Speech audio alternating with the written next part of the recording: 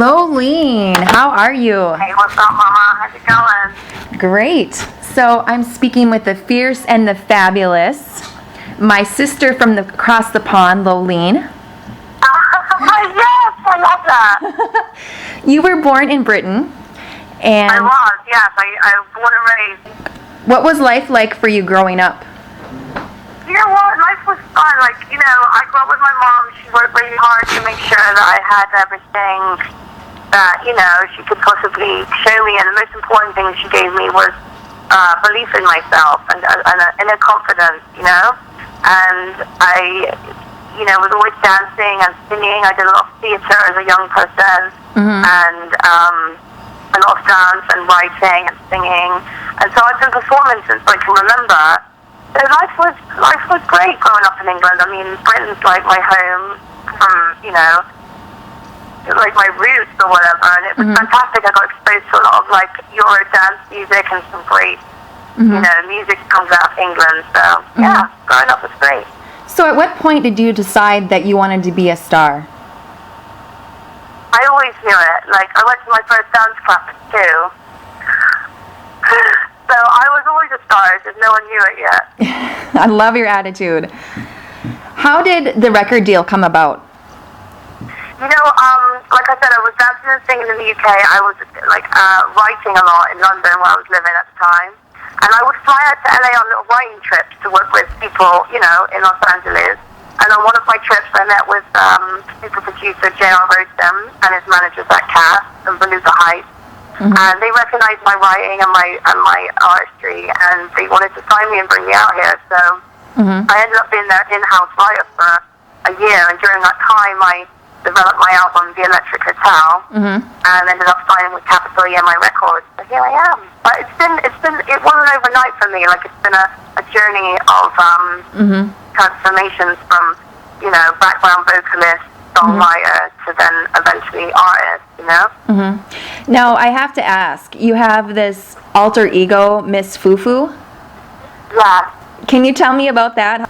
Yeah, I was a little madam growing up. I was my mommy's princess. So, she would just call me Fufu growing up, and it just stuck. And then, we didn't have a lot of money or whatever, so I would always be, wanting things I wasn't allowed or couldn't have. And so my friends used to call me, oh, you're so Fufu.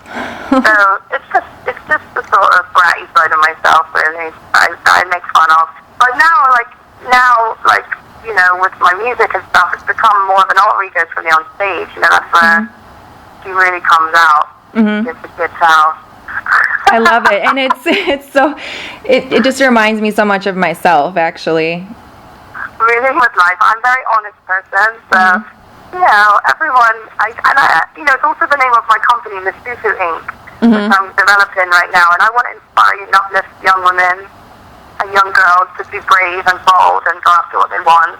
And that's not necessarily in a material aspect, just in all aspects, to chase their dreams and be fearless and bright and alive.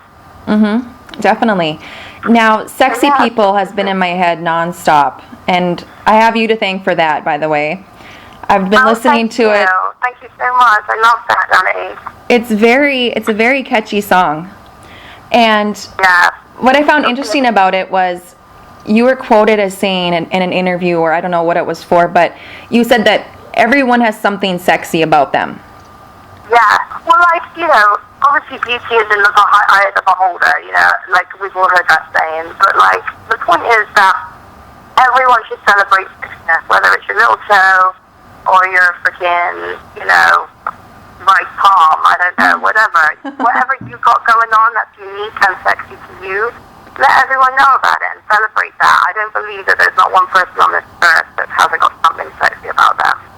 Whether it's their attitude, whether it's your intelligence, whether it's your hair, whatever it is, celebrate it and let everyone know. I just feel like at the time when I wrote that song and released that song, the world was this kind of gloomy place with the economy and whatnot. And I was just like, you know what? I'm not trying to revolutionize pop music with this song. I'm just trying to have fun and celebrate people and living in LA, I live in Hollywood now, and it's all about the VIP room and can you get into this club or that club, or are you hot enough, or are you sexy enough? Yep. And I was like, screw this, I'm inviting everyone. Everyone's sexy. They can all come to my VIP because like, that's why I'm like, sexy people party with me because I'm like, because you're sexy. Yep. Gathering the sexiness. Yeah. Now you have reason to celebrate. You have the Electric Hotel, which is coming out this summer. Can you explain a bit about, like, behind the concept of the album? Yeah, of course. And by the way, it feels so nice when you say that. My album's coming out this summer. I've waited my whole life to hear that. It's so cool. And I just want to tell your readers that dreams come true. Yeah, totally. But, it's called The Electric Hotel, and I wrote it because I am a hotel and I want to invite people to come inside and stay with me, as my guests while they listen to my album.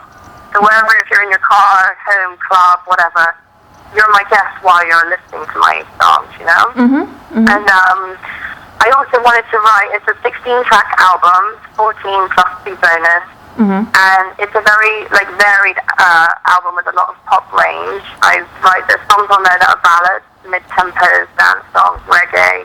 There's a real different flavor, and each song is a different room. That was the whole idea.